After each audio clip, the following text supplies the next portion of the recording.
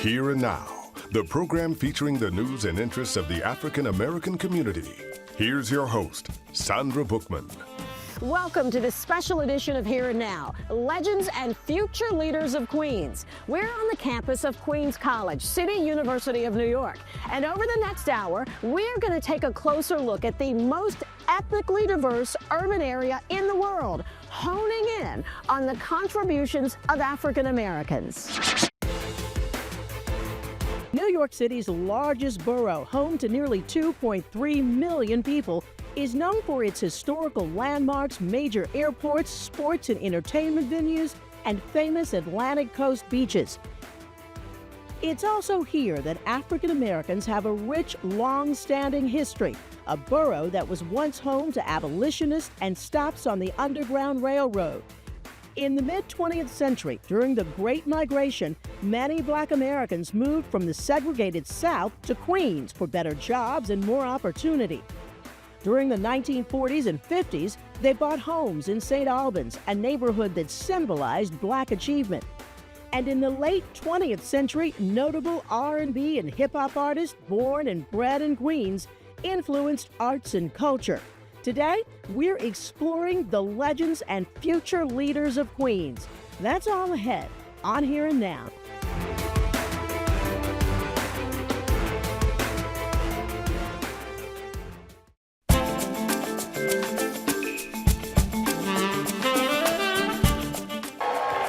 You know who's here, don't you? Eyewitness News anchor. She is the best and the host of Here and Now. Make some noise, everybody. Sandra Bookman. Thank you. Welcome to our Here and Now special, Legends and Future Leaders of Queens, recognizing the contributions of African Americans. Today, for the first time ever, we are recording our show before a live audience.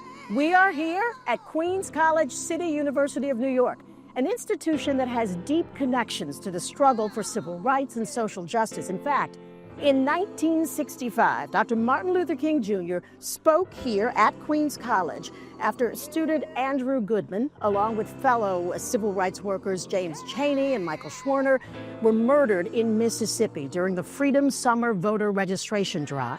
I certainly stand here under the inspiration of the fact that it was Queens College that gave to America, and indeed to the world, Andy Goodman, whose creative witness will certainly live for generations yet unborn. He, along with others, paid the supreme price for this struggle, and I'm sure that we will see in many ways that his death was not in vain. Joining us now, Queens Borough President Donovan Richards and Queens historian T.L. Cross. Let's give him a round of applause.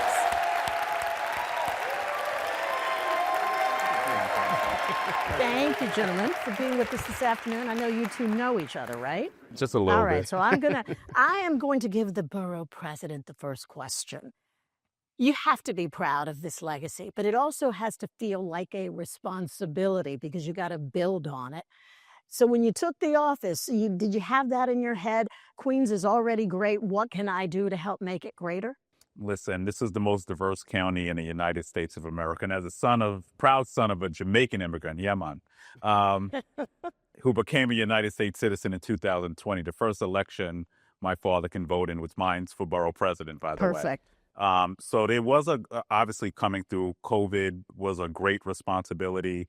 I'm reminded of people who came before me who paved the way, like the first African-American woman to hold this office, Helen Marshall, who did a phenomenal job at guiding this borough and ensuring that education was invested in heavily. And I'm just beyond proud, but during this time in our history when we see our values under attack, it is a great way.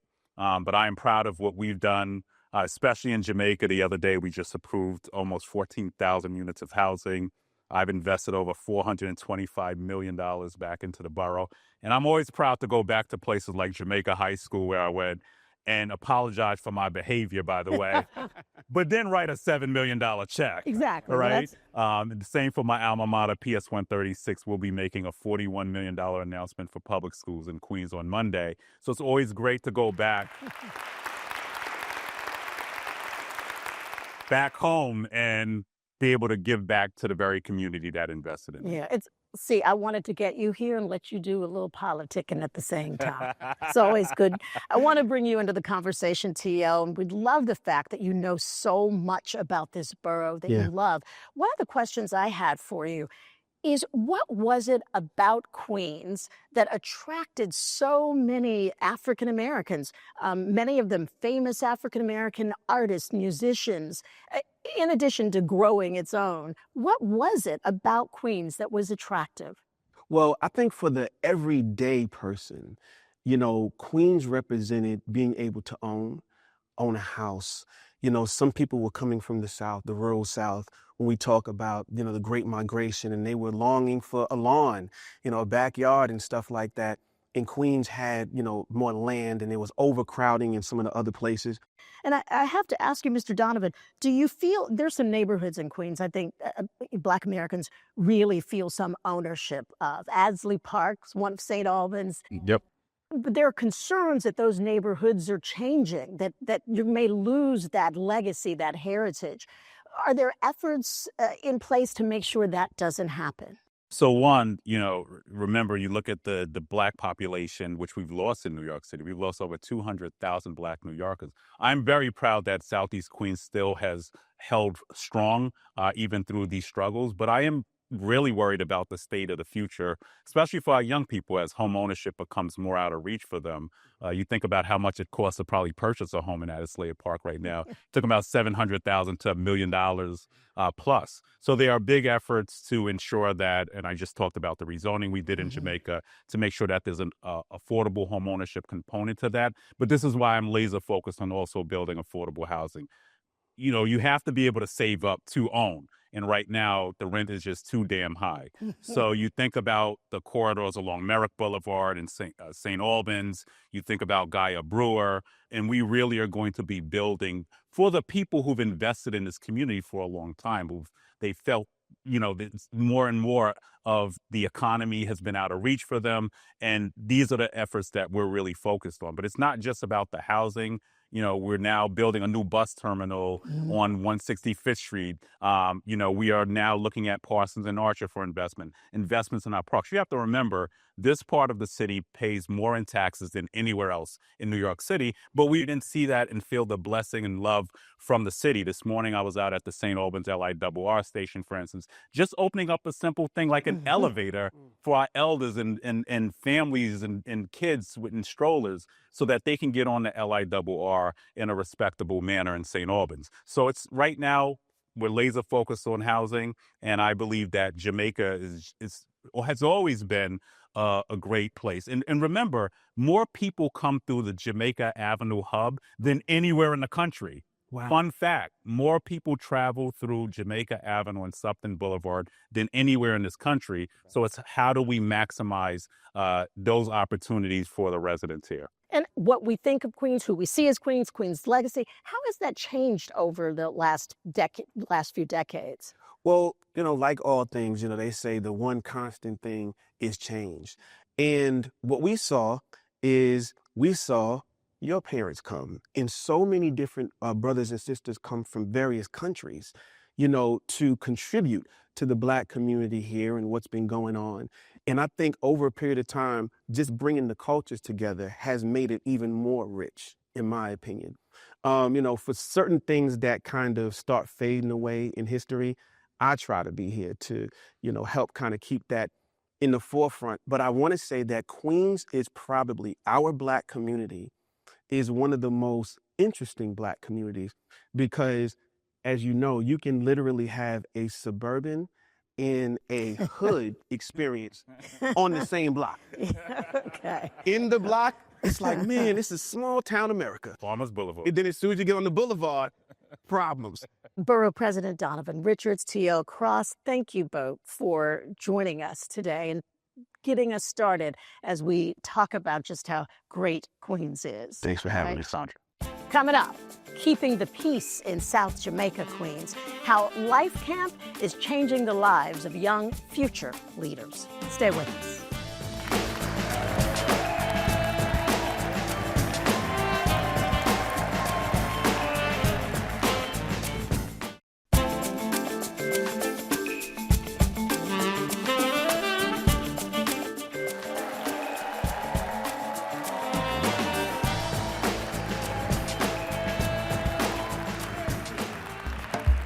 There are so many great neighborhoods in Queens to grow up in, but like many other urban areas in the country, it is not always easy. Our young people face a long list of temptations and challenges, but since 2002, Life Camp, Inc. has been on the front line in South Jamaica, Queens, leading the way when it comes to interrupting violence in the community.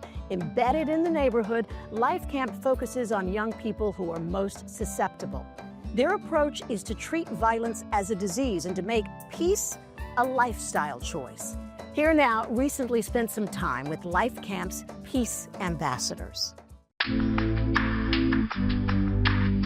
Life Camp's street team is determined to keep the peace in South Jamaica, Queens. All right, team, so we're about to start this day. We're going to canvass the bricks, we're going to canvass the trap, then we're going to go to all the other hot spots throughout the catchment, then we're going to make our way to Hollis after that. But for now, we're going to focus in here. We're going to make sure no kids is in that laundry room smoking, because that's been a problem lately. They're on a mission to reduce gang-related incidents in the community. They beefing about old stuff that happened before they was even probably born. That's our goal. Our goal every day is to make it like it was when we grew up. Life Camp staff member Chad Dean recalls when he decided to resist gang-related pressure.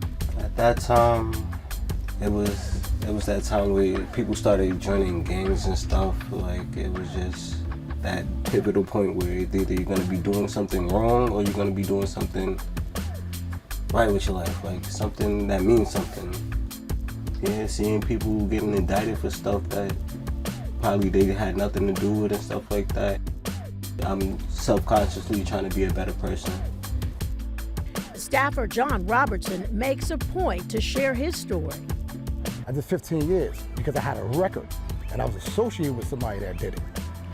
So my association got me in that position where I did 15 years. I shared with them what I did and why I went in, right? Because it was multiple times. It wasn't just one thing, right? Something had to click, and I came from a two-parent household. I didn't have that excuse. So the influences on the street was more powerful than my household. And this is where we, as a community, must say, this is also my child. Tonight is a good night. It's a quiet night. But it's quiet like this, we can say that this is a good day, right? Nobody got shot, there's no conflicts with ruin that we know about. And like I said, it becomes like a thankless job. Because if nothing happened, nobody knew the work that we actually did. Because we stopped something from happening. And that's the difference between law enforcement and us. Law enforcement respond to things that already happened. We prevent things from happening.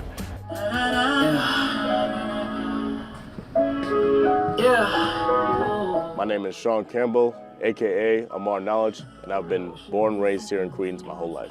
After I graduated high school is actually when I did, because they offered like summer opportunities for young people, and it was something I got into like before I went to college.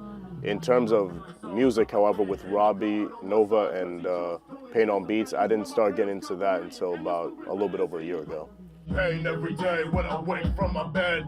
And Life Camp's Pain on Beats program allows participants to express their trauma and heartbreak.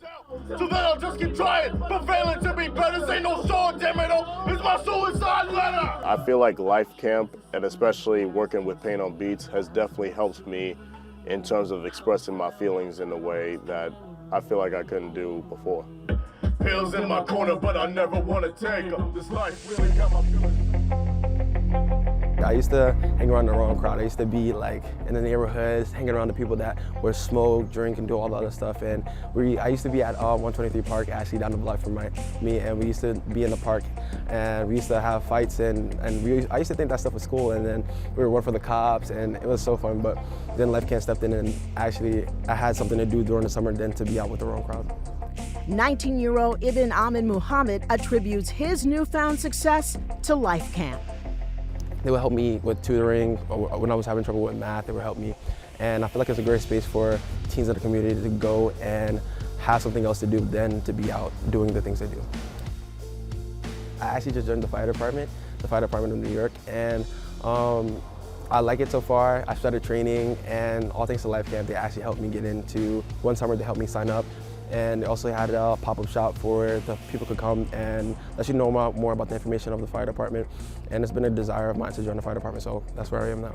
You never really know what you're doing as a kid because you're just like, you think you're having fun. But until you actually step out into the real world and becoming an adult, you actually realize that you really could have been dead or in jail. Right now, being with the fire department and actually saving lives, it feels great. It feels great to be on the other side of that. All of them believe that peace is possible, thanks to founder Erica Ford. All right, Mr. Fireman, congratulations. Erica Ford, she's a great woman, actually. I love her. Ever since the day that I met her, she's always been cool. Like she knows my family personally. Through my brother, she actually helped my brother. Erica, she means a lot to me. She believed in me when a lot of people just saw me as a troublemaker, a rebel, or whatever you want to say. She believed in me. She had faith in me. She's a faithful person. I love her for that. I wouldn't be where I am today without her faith. I believe that.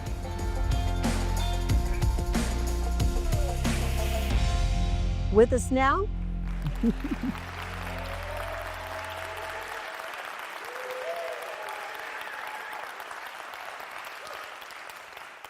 a woman who apparently needs no introduction. With us now is the founder and CEO of Life Camp, Inc. She is also the author of the Peace Doctor's Playbook, 365 Days to a Stronger, More Powerful You, Erica Ford.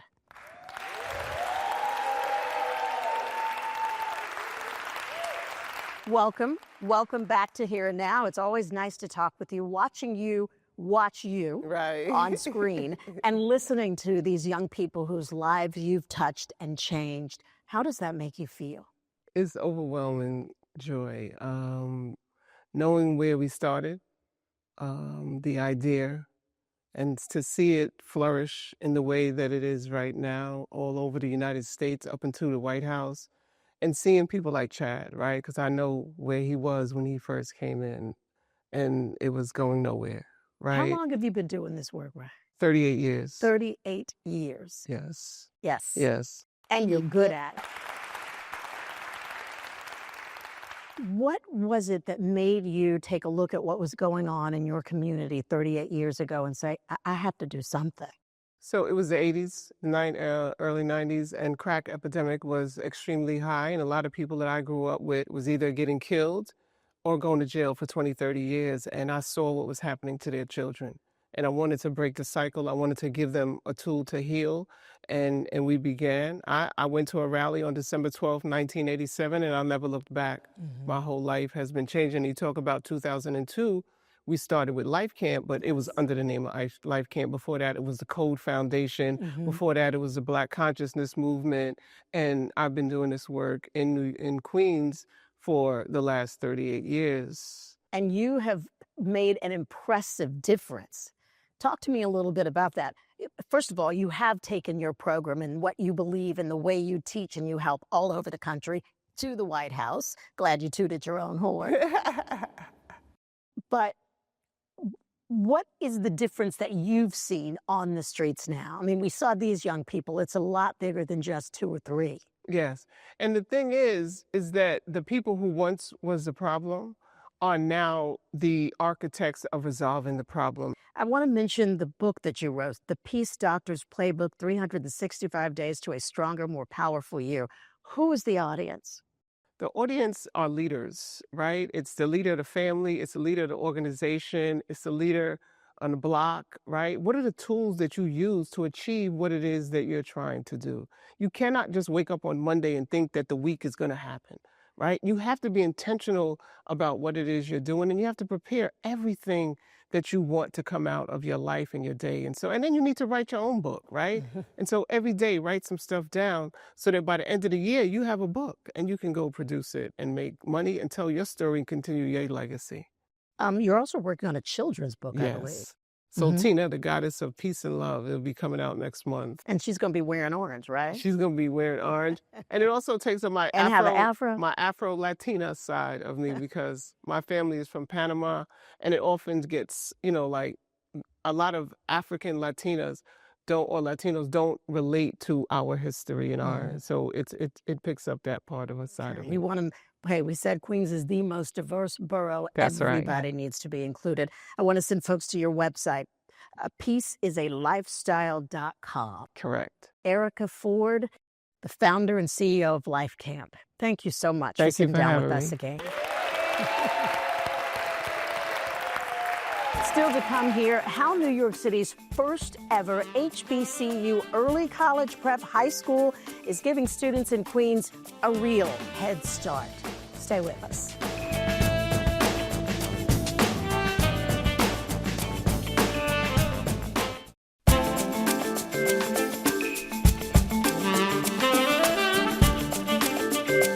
Queens is making history once again, this time with a brand new concept in Southeast Queens that's changing the way students prepare for college. HBCU Early College Prep High School is unlike any other in the country, giving students early exposure to HBCUs and guaranteeing admission to Delaware State University once they earn their associate's degree. Here, professors and doctors are committed to making sure that their students are not only ready for college, but ready to lead. I think the mission and vision, particularly of this school, have brought me here. Just seeing what Dr. J created in terms of the HBCU Early College Prep, I wanted to be a part of it. Hearing more about the school, I was like super excited. I knew that this was our ancestors' dream, right? To see a school of this magnitude, I knew this was it. So it was almost like a calling. I reached out to Dr. Johnson actually 2 years before the school opened in hopes of joining as the founding science teacher. I interviewed, did 2 rounds of interviews, and I was awarded the position. It's just been amazing to work with the students, work with my peers. So it's just been great, honestly, to be in a school and that is of the culture that it is here. It's a very unique experience to have the staff reflect the students and the students reflect the staff.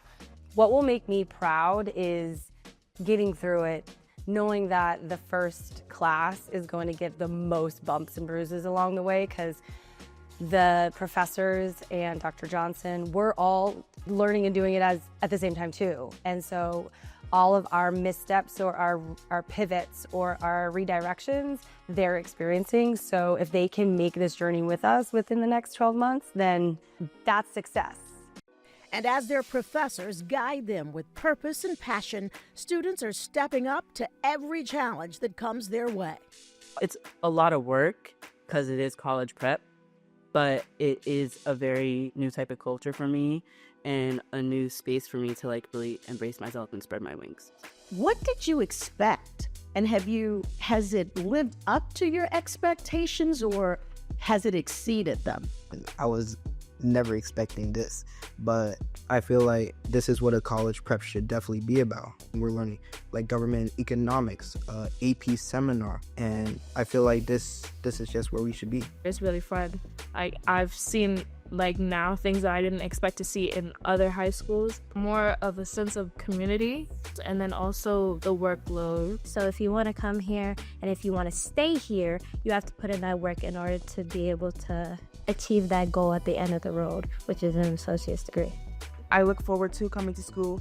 I do like to learn new things, especially about just politics and just the way that we live and the way that we can change the way we live. What is it about this school, the prep, and an HBCU that you think makes it the perfect school for you? My environment, it has a great impact on how I show up in the world, and I think just being exposed to great people of color, right? People who are striving for excellence. I believe that is one of the reasons why I will attend an HBCU. As being an African American child, you hear a lot of Black excellence, That here, the teachers are here to make sure that you don't just hear it, but that you live it and you feel it. Like if you're feeling overwhelmed, it's how can I help you? Where can I put myself to make sure that you stand stronger on your feet? You said one of the things you really like about the school is the principal. Our principal is like basically like everything. She's always everywhere. She's there if you need help. She's there if you really need to lean on her. She's there for almost everything that you really need. I feel like having administrators of the same color skin is helpful because they've gone through similar experiences as we have. They will always be there for help if we're going through something that's classwork engaged or not at all. You're also getting taught by people that they're teaching you college level things. Do you like that? Does it make the work harder, or does it just make you more excited about the work? Every single teacher here, they're either a doctor or professor. I feel like you're able to just learn more, but that comes with like a price that you just have to push yourself to greater heights. Here they teach us not only how to wield our power, but where to find it. They teach us how to deal with the pressure, and they show us that pressure makes diamonds, and that we are diamonds in this world, and that we are going to change the world. And they show us what our potential is in this world and to never give up on ourselves.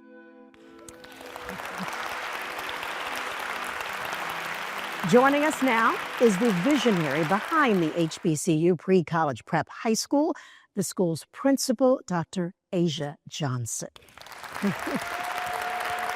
Thank you. Congratulations. Thank you. Those kids were absolutely delightful. It was really a wonderful conversation with them. What gave you the idea to start this prep high school in Queens and in this borough? What was the motivation? It was a demand from the Queens community. When I originally wrote the proposal, it was accepted by New York City Public Schools, and the first thing they said is, this school is going into Southeast Queens. It was demanded by the community to have another accelerated school, another accelerated option, and so to Queens I went. This is the first year? Yes. 100 students, right? Yes. How's it going? Amazing. They are the first 100. We had over 1,000 applicants for just 100 seats. We only accept 100 ninth graders each year, and so far, so good. The students are really excited. They know that the only place that they can consider for college in 4 years is an HBCU. And so it's a great opportunity to give students an opportunity that was not given to me as a student, but also to pipeline them to an HBCU. And why do you feel that it's such a great opportunity for these young people to be so focused on this work at this time, and you're sort of channeling them into that HBCU experience? Why do you think that is good for the students? Yeah, it's good for the students because it doesn't exist right now. Our school is the first of its kind in any major metropolitan city in this country. So our school is not only preparing students for rigorous coursework, leaving with a tuition-free associate's degree that also guarantees them admission to Delaware State University is unheard of.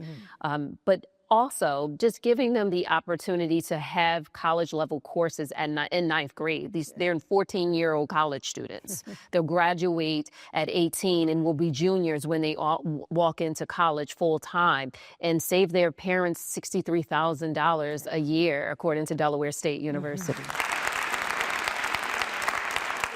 I do understand parents applauding about that. Yes, yes. And this relationship with Delaware State, talk to me about how that works. And I know that because talking to students around here, certainly people are familiar with HBCUs, but some of these students admitted to us that they really didn't know a whole lot about HBCUs until they were applying to be students at your high school. So what's that relationship with Delaware State? So Delaware State, first, they start by training our teachers, our New York City public school teachers, to be adjunct professors.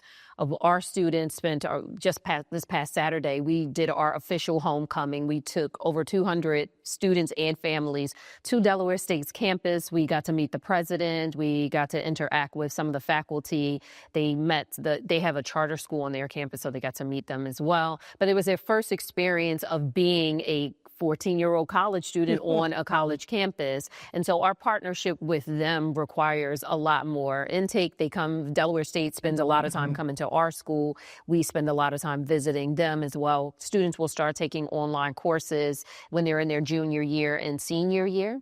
As well. So it's a great opportunity for them. I am a graduate of Delaware State University as well. So the partnership was natural when I thought about the proposal for the school. Thank you so much for joining us, and we Thank you. cannot wait to see the next class. Thank you. Up next, we are going to shine a spotlight on pioneering inventor Lewis Latimer. Stay with us.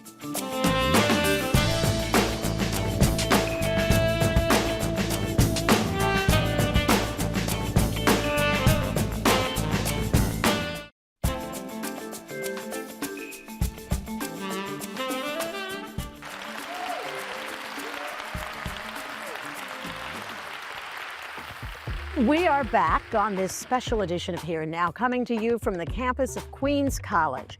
During the colonial era, systemic racism kept Black inventors from obtaining patents and oftentimes minimized their contributions once those patents came through. Lewis Latimer is one of the most overlooked inventors in American history. His contributions to electric lighting and the telephone are immeasurable and essential to modern technology. Latimer lived in Flushing, Queens in the early 1900s, and today his home helps tell the true story of his life and legacy. We are actually standing in his house. We're in Flushing, Queens. Lewis and his wife, Mary. They lived in Manhattan for a little bit. They lived in Brooklyn in an apartment there. And then the Latimers actually buy this house in 1902. We call him a Renaissance man. He was a poet, a musician, creative, a playwright, multilinguist. He was an inventor and an innovator. He owned and co-owned 7 patents. One of those was for improving the process for creating carbon filament. And then another was improving the process to actually clamp filaments as well. Edison wasn't the first person or the only person to be working in electrical lighting. He patented the first commercial version. That version didn't last for a long time. But there are many other people working behind the scenes of these really wealthy inventors like Lewis Latimer. He worked with him around 1885, 1886. His process for manufacturing carbons helped to make the filament stronger to make. Latimer's invention meant that you could have a longer lasting filament. It was cheaper for you to actually purchase, and then it would actually last a lot longer, more than 13 to 14.5 hours that Edison's light bulb lasted for. A part of the museum's mission is to eventually increase the awareness of and participation of students of color in these different STEAM fields. And I think for us, whether or not students become, or really anyone coming to the museum, whether or not they become inventors or innovators, I love being able to do that through education programs. It gives me great pleasure to introduce Lewis Latimer's great-grandnephew and board member of the Lewis Latimer House, Hugh Price. Thank you. Thank you.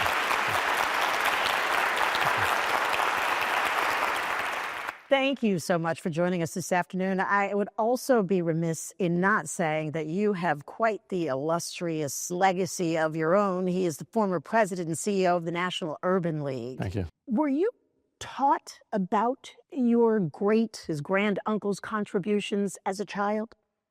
No. My mother, I wanted to play baseball.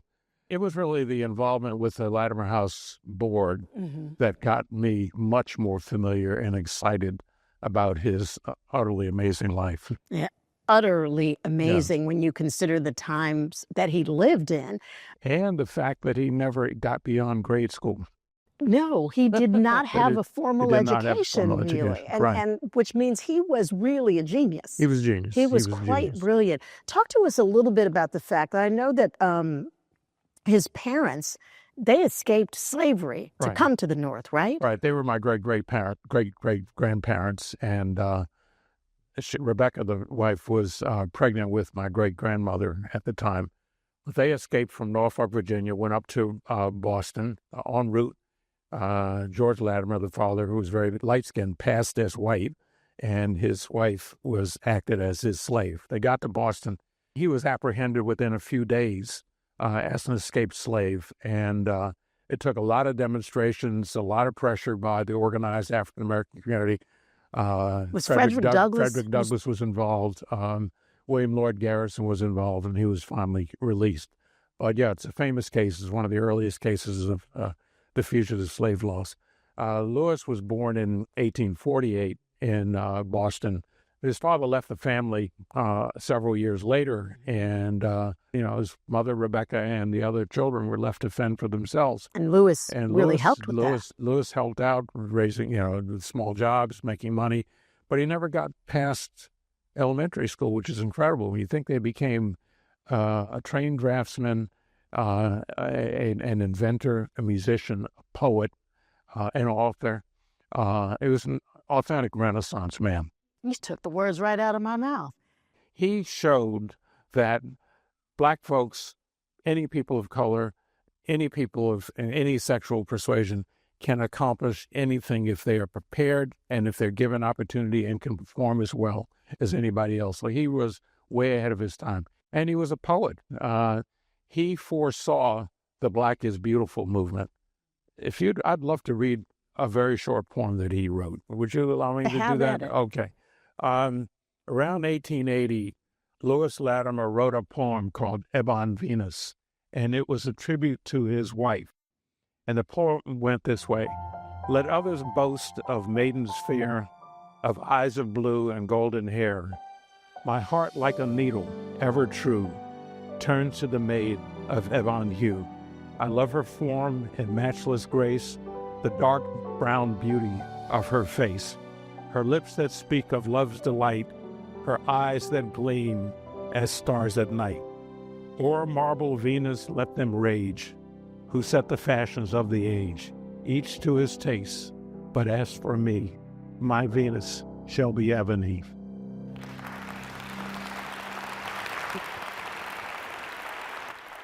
Thank you so much for sharing that with us. That's why we invited you here today. And we should all thank him every time we turn on the light switch. Thank you. Hugh Price, everyone. Thank you very much. Still to come on Here and Now, jazz and R&B musicians from Queens who transform the music industry.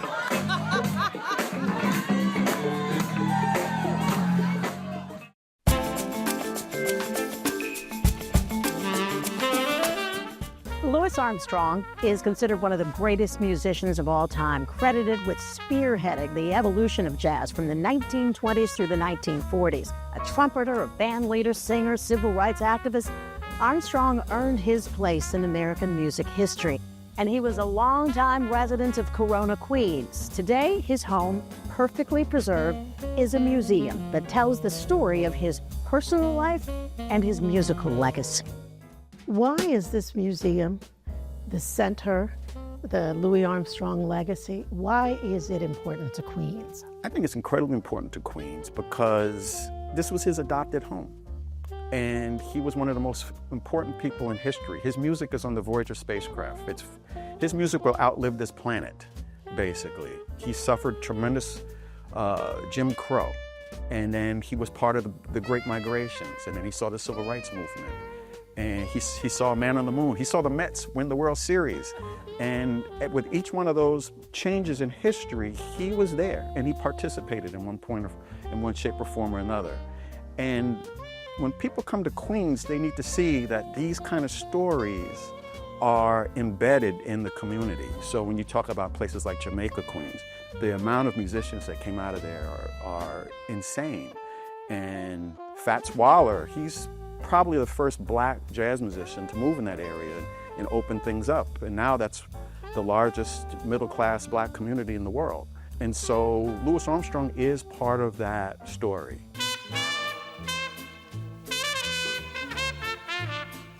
The story I love is the fact that she bought this house. She bought the house and didn't tell him.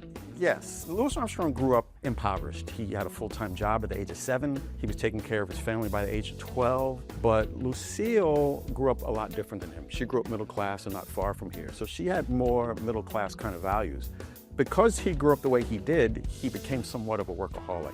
He traveled about 300 days a year for the entirety of his adulthood.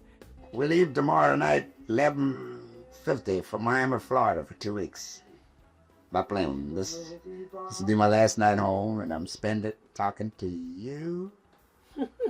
And when they got married, she said, I can't handle this. So she bought this house without him knowing anything about it.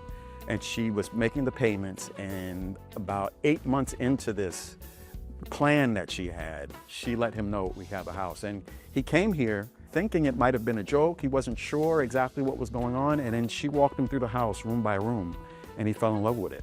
And that was in 1943. He stayed here till he died, till 1971. It's really more than just a house, isn't it?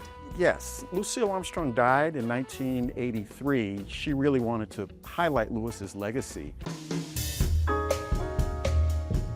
So really, Lucille decorated this house the way she wanted it to be. She had one interior decorator the entire time here, but her thumbprint is on every inch of this house. This was the living room, Yes. right? I mean, it looks like the space that they would have entertained in. We have many pictures of parties in here with the paper cone hats.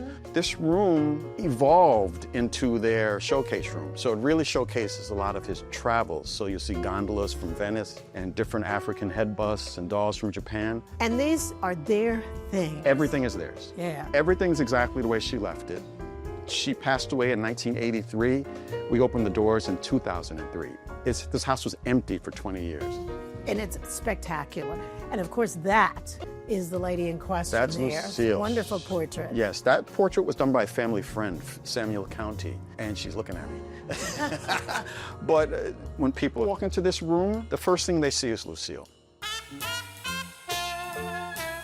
This is my favorite room. These cabinets are stunning. This room shakes up a lot of people if they're not really prepared for it. I absolutely love it. Yeah. And it still looks so picture perfect for today. Now, this is where he worked on his autobiography or His autobiography, his letter writing, his taping. This is really where he solidified his legacy. This is where the Louis Armstrong Archive actually began. in this room. It began right here. It's just amazing that all of this is still here. He's Process. capturing himself as the world is changing. And you can see through his recorded legacy and his film legacy, the kinds of pivots that he had to make in order to stay relevant. Yeah, and he did. Yes. And still was Louis Armstrong. Couldn't change it. Yeah. What a wonderful world.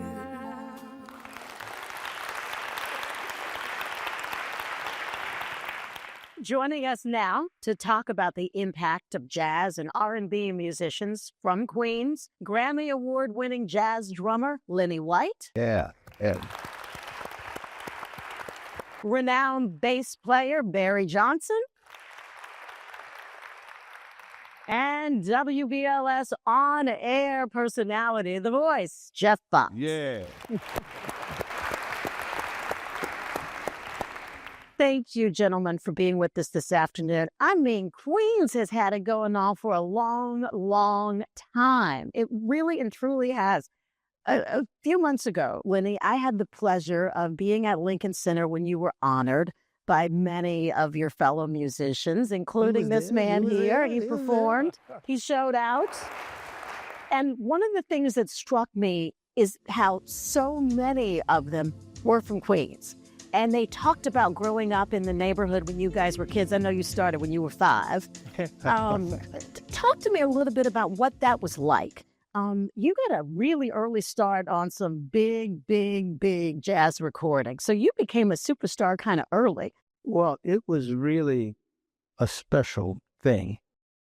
My dad had been able to get a mortgage, and so we had a house. House had a basement, and something that happened with the younger musicians in the neighborhood was we would have jam sessions. And to be able to do that was really, really special. We used to live down the block from a club, jazz club called Club Ruby. Mm-hmm. And I could get to see all of the people that I could look at on records and listen to on records and look through the window and see them perform. And Barry, did you have any sense at that time that seems to me there were a lot of y'all making music back there, and not just making music. Yes. I mean, a lot of places we kind of want to be musicians, and down the road we're Sure. driving the bus and Yeah. teaching school. You guys are really at the top of your game in the music world. Did you have a sense of that then? Yes. You did. Yes, I knew that we had a special thing there. And when we used to go up to the RKO on Jamaica Avenue, we could see Cool in the Game, we could see the Delphonics, we could see the Five Stair Steps for like 5 hours. So I would go up there, just dream and hope they would say, the bass player, he's sick. And he can't, is there a bass player in the house? I had a recurring dream. Because I knew that was going to happen one day, and it ended up happening. I was on the stage, and we just dreamed, and we supported each other, and we were like musical gangs. Yeah. You So know? who were some of the groups that you played with? Because I've heard you got Over long- time, I played with Chic, I played with 29 Lenny White, I played with Mavis Staples, B.B. King, I've played with Mary J. Blige, I played with Stephanie Mills, Teddy Pendergrass, Luther Maybe I Vandross. should have said who you haven't played Yeah. with. Okay. Jeff, I want to bring you into the conversation. Is there anything that connects them to your mind? Or, I mean, is there something in the water or the soil? Well, I'll tell you something about Queens.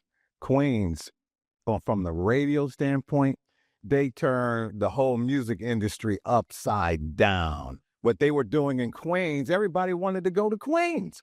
Now, I was in Cleveland in 1980 when they dropped Funkin' for Jamaica. Oh, my goodness. And everybody in Cleveland, we want to go to Queens.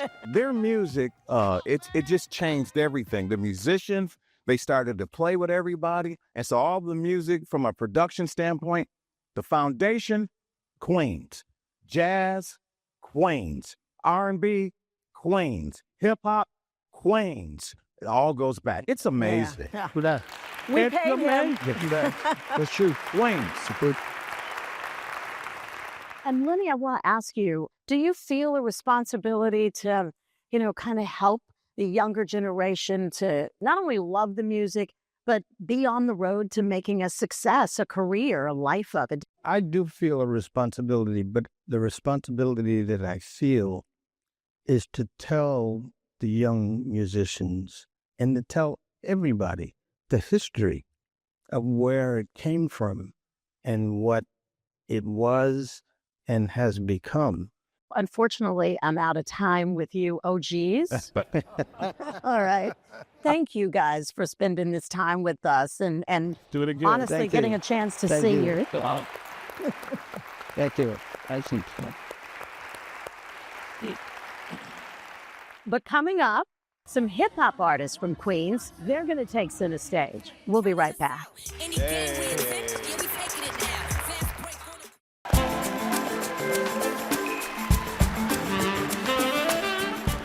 No question, the Bronx takes pride of place as the birthplace of hip-hop. But Queens played an outsized role in the creation of this global phenomenon as well.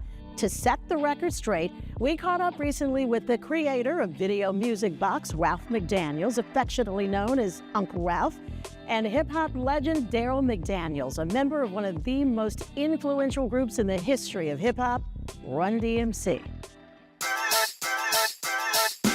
We got to give credit to the Bronx because it was the big bang of the culture. But it quickly spread to all other boroughs. Queens had 1 million crews. Hip-hop is about keeping it real.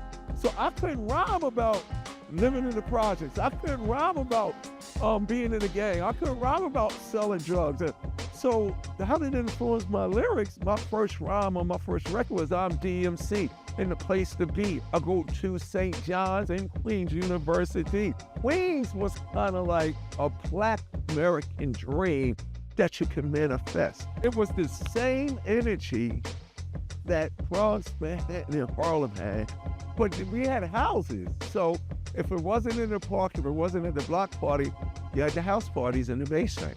In 1983, I created the show called Video Music Box, which was an opportunity for Black artists to get on TV. MTV wasn't really playing hip hop and R&B and any kind of African American soul type of music. Oh yeah, we took over. We took over hip hop, and when it comes to New York City, pound for pound, Queens has the best hip hop artists in the world. And I mean the rest of the boroughs know that. Well, in hip hop, people consider, people would say if they weren't from Queens, that Queens was soft because you lived in a house and it was nice and clean. But if you lived out here, it wasn't all that nice. So there was a chip on our shoulders to prove that we ain't soft. That's for sure. And I think that was the motivation 50% of the time. Here now to continue the conversation about Queen's contribution to hip-hop, the first female rapper ever signed to a major record label, Toy Crystal Jackson, a.k.a. Sweet Tea. Rising rap star, Kaya Baby. Yeah.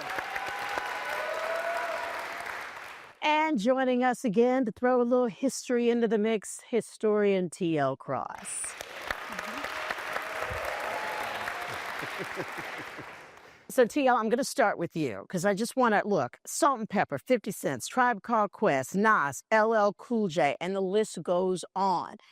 Is there some secret sauce when it comes to how and why all of these performers came out of Queens?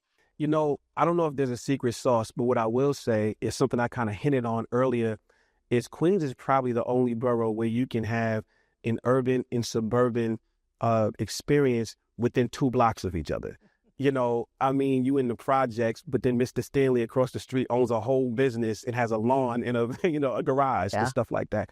So I think it gave a very unique, experience to some of the artists.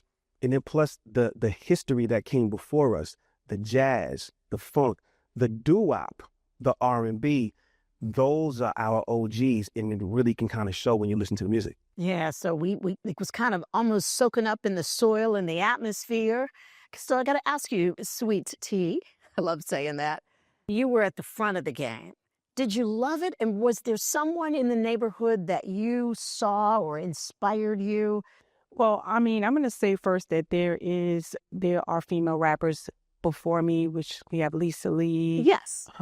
Sha Rock.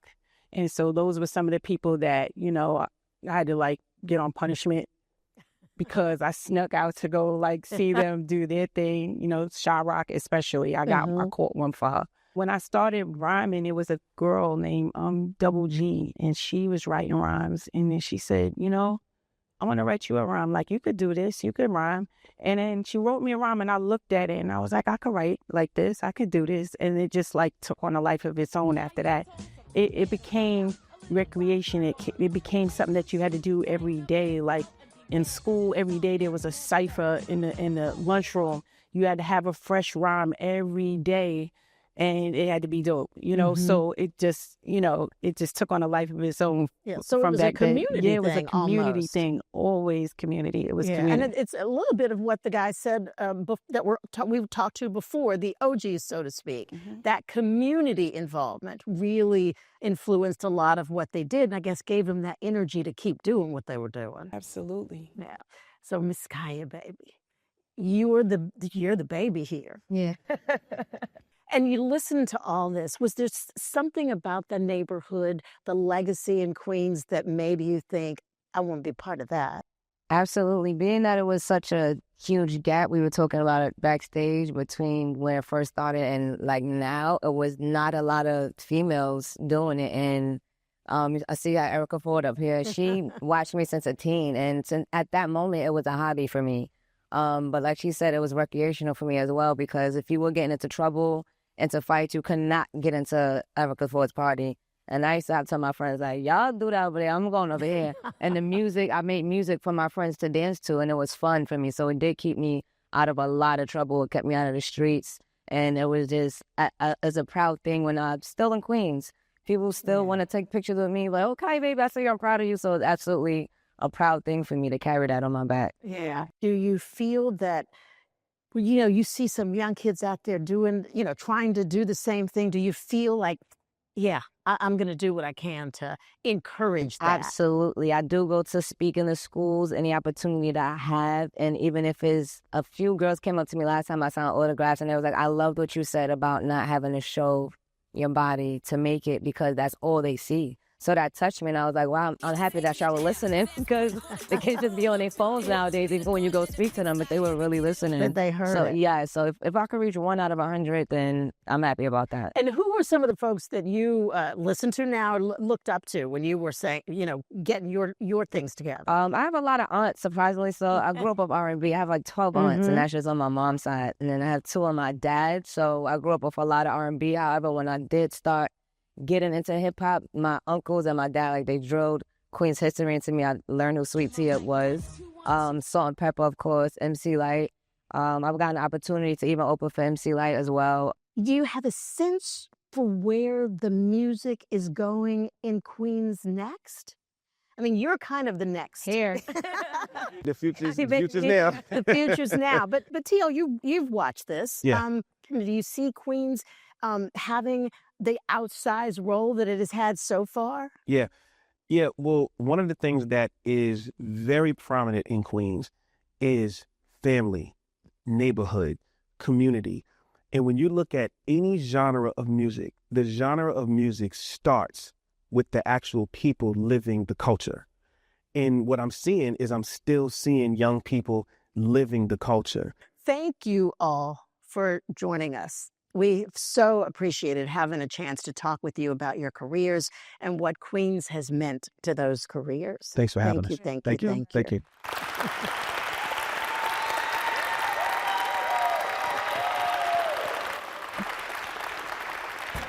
And thank you for joining us for this special edition of Here and Now, Legends and Future Leaders of Queens. If you missed any portion of today's show, you can watch at abc7ny.com/hereandnow, or you can listen to our podcast wherever you subscribe. If you'd like to comment or share your story, email us at hereandnow@wabc.com or follow us on Facebook and Instagram. I'm Sandra Bookman. Enjoy the rest of your day.